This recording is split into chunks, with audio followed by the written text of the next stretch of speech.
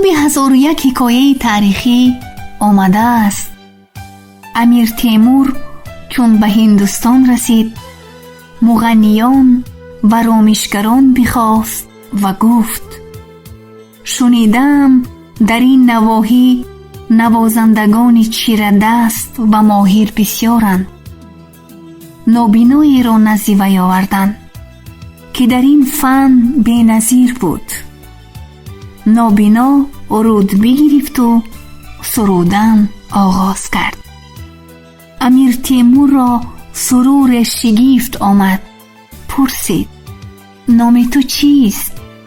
گفت دولت شاه. فرمود آیا دولت هم نابینا می شود؟ جواب داد اگر نابینا نبودی به سرای لنگ نیامدی.